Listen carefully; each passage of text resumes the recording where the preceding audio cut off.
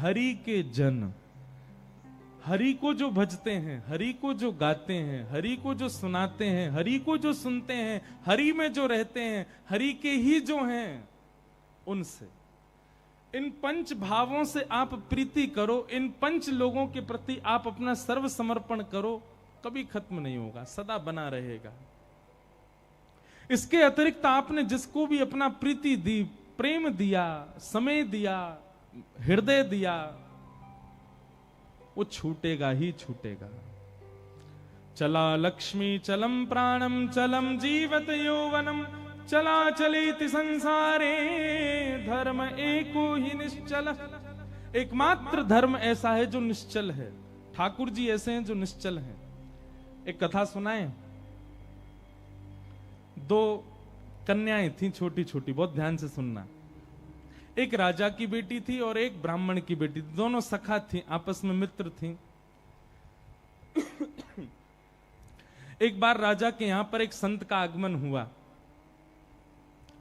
तो संत शालिग्राम भगवान की सेवा कर रहे थे। वो दोनों कन्याएं बैठ करके देख रही थी। दोनों के मन में भाव आया, इस संत जैसे सेवा करते हैं वैसी सेवा हमको भी मिल जाए। तो दोनों संत से कहने लगी, बाबा हमको भी सेवा दे दो, हमको भी ठाकुर जी दे दो।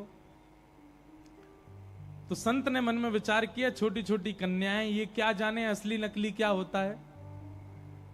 उन्होंने शालिग्राम जैसे दिखने वाले चिपटे दो पत्थर लिए और दोनों कन्याओं को दे दिए। दोनों कन्याएं बड़ी प्रसन्न हो गईं, बोले वाह हमको ठाकुर जी मिल गए। दोनों ने गुरुजी से पूछा, गुरुजी इनका नाम क्या रखें?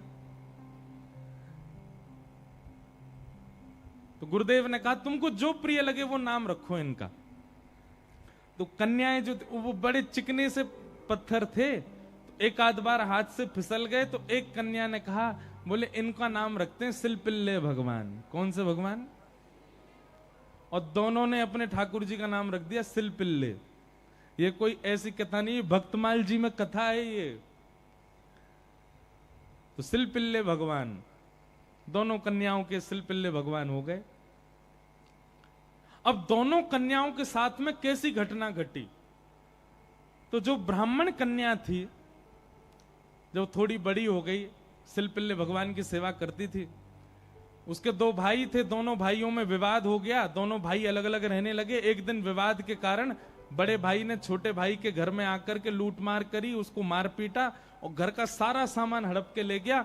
उसी सामान में बहन के सिलपिल्ले भगवान भी ले गया। और बहन तो बेचारी रोने लगी। उसके तो ऐसे प्राण हो गए मानो बस अब जीवित ही नहीं रह पाएगी ठाकुर जी के बिना। रोने लगी, भैया से कहने लगी। भैया बोला पूरा घर लुट गया, उसकी तुझको चिंता नहीं, वो तेरे पत्थर के भगवान खो गए उनके लिए रो रही है। बोले वो पत्थर नहीं है, मेरे प्राण है, मेरे जीवन है। वो नहीं मिले तो मैं प्राण निकल जाएंगे मेरे। बोले जा, किसी और ने थोड़ी लूटा, बड़ा भाई है हमारा, जाके मांग ले, दे दे। तो बहन अपने बड़े भाई के घर गई और बड़े भाई से जाके कहा, भैया कुछ मत दो, सब रख लो अपने पास, पर मेरे सिलपिल्ले भगवान। अब सिलपिल्ले नाम सुनते ही सब हंसने लगे वहां पे। और जितने भी उसके भाई के साथ, वो तो गुंडा प्रवृत्ति का था, उसके साथ में जितने भी लोग सब हंसने लगे। अच्छा क्या नाम तुम्हारे ठाकुर जी का? बोले सिलपिल्ले भगवान। और जोर से हंसे। भैया मेरे भगवान दे। बोले अंदर सारा सामान पड़ा है, तू जाके अपने आप ढूंढ ले ठाकुर जी कहां हैं। अंदर जाने लगी तो एक जो उसके भाई का पूरा गैंग था, उसमें से एक बोला, अगर तेरी इतनी भक्ति है कि तू अपने भगवान के बगैर नहीं रह पा रही, तू यहीं खड़ी खड़ी बुला ले, तेरे ठाकुर जी अपने आप ही निकल के आ जाएं।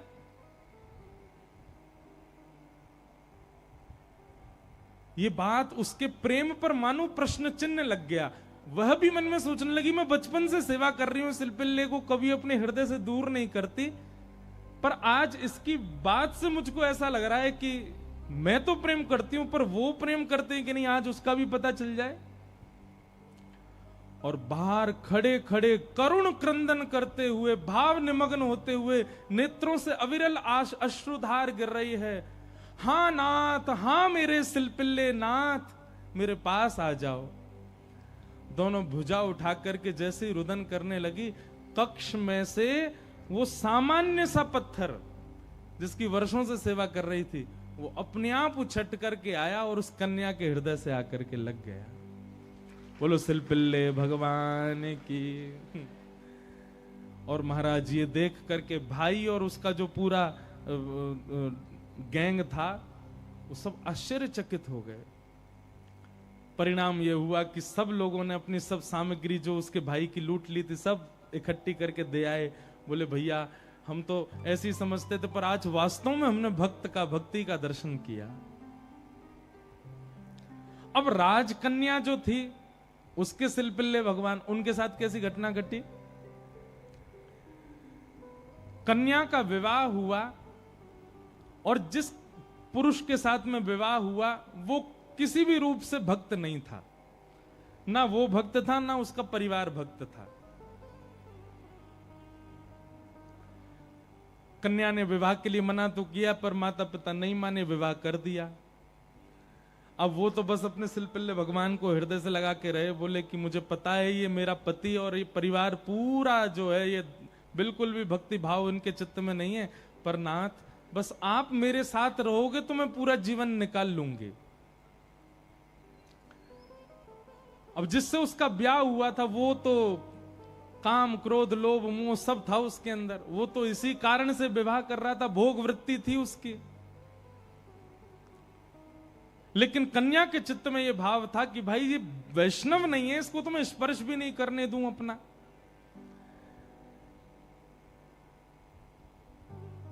रात्रि में चर्चा कर रहा था पत्नी से, बातें करने लगा। बातें करते करते और उसने कहा ये क्या है तुम्हारे हाथ में? बोले ये मेरे भगवान है, सिलपिल्ले भगवान। उस सिलपिल्ले नाम सुनते ही इतना हंसा, हंसते हंसते बिस्तर से गिर गया। बोले कौन है? सिलपिल्ले भगवान। बोले आप हंसिए मत, ये मेरे ठाकुर जी हैं, मैं बचपन से इनकी सेवा करती हूं। अच्छा ठीक है, रखो इनको अपने पास। लेकिन वो उनको दूर करना चाह रहा था, बार बार लेकर के हटाना चाह रहा था। और वो राजकन्या कस के पकड़े, बोले नहीं आप इनको मुझसे दूर मत करो, ये मेरे प्राण है, ये अगर दूर हुए तो मैं प्राण त्याग दूंगी। 1 दिन 2 दिन 4-5 दिन बीत गए, लेकिन वो ऐसे ही रहे, सिलपिल्ले भगवान को हृदय से लगा के रहे। उसका यही था कि मैं पूरा जीवन इनके साथ नहीं रह सकती, पर आप रहोगे तो मैं रह लूंगी।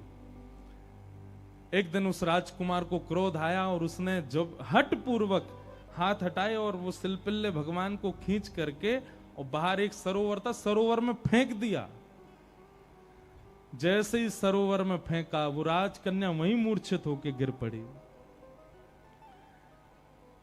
पूरा परिवार इकट्ठा हो गया, सब लोग सोचने लगे, बोले अरे ये क्या हो गया, इसके कहीं प्राण ना निकल जाएं, पूरे गांव में हमारी निंदा होगी, इसके पिताजी बहुत बड़े राजा हैं, हमको कारागृह में डाल देंगे। क्या किया तूने? बोले कुछ नहीं, पत्थर लगाए, बैठी रहती थी, मैंने फेंक दिया तो नाटक कर रही है मूर्छा की। खूब प्रयास किया लेकिन होश में नहीं आई।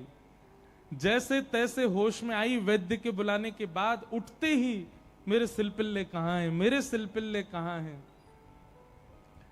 गोताखोरों ने जाकर के पूरा सरोवर ढूंढ लिया, लेकिन ठाकुर जी नहीं मिले। अंत तो गत्वा वही सरोवर के किनारे आकर के बैठ गई और रुदन करते हुए बोली, हे मेरे सिलपिल्ले नाथ,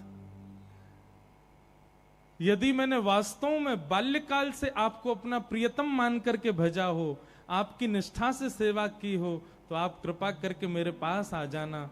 और यदि आप मेरे पास नहीं आए तो मैं एक क्षण और चिंतन नहीं करूंगी, तुरंत अपने प्राणों का परित्याग कर दूंगी।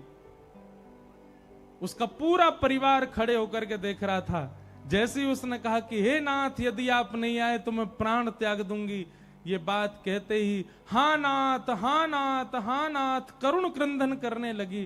तुरंत सरोवर में से अपने आप सिलपिल्ले भगवान निकल करके आए और उसकी छाती से आकर के लग गए।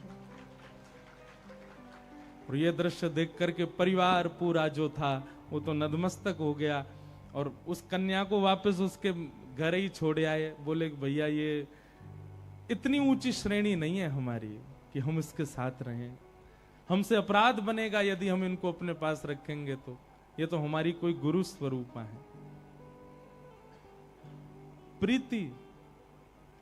अरे सामान्य से पत्थर को उन्होंने भगवान मान लिया, और ठाकुर जी उसमें भाव, जरूरी नहीं है कि धातु प्रधान होता है, जरूरी नहीं है कि कोई वस्तु विशेष।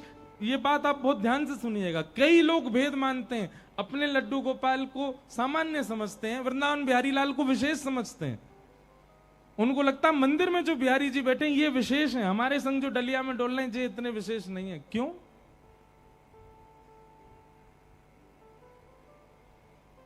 ये भेद दृष्टि मत रखो। वो बिहारी जी जितने श्रेष्ठ हैं उतने ही श्रेष्ठ आपके ठाकुर जी हैं। ये विश्वास प्रगाढ़ रखो अपने ठाकुर जी के प्रति, ये भाव प्रगाढ़ रखो। तो भैया संसार में हर वो वस्तु चली जाएगी आपसे दूर जिसको आप स्नेह भरी दृष्टि से देख लोगे। इसलिए स्नेह भरी दृष्टि से देखना है तो केवल ठाकुर जी को, उनकी लीला को, उनके धाम को, उनके प्रसाद को और उनके जनों को ही देखो। और या फिर जिससे स्नेह हो रहा हो, चाहे वो पुत्र हो, पुत्री हो, माता हो, पिता हो, मित्र हो, यार हो, कोई भी हो, उसको भगवत भक्त बनाओ। क्योंकि भगवत भक्त बनने के बाद उससे स्नेह हो तो भी वो स्थिर तो रहेगा। आप वैष्णव हैं और वो संसारी है, तो कोई भी संबंध क्यों ना हो स्थिर नहीं रहेगा, जाएगा। चला चलेति संसारे धर्म एको ही निश्चल।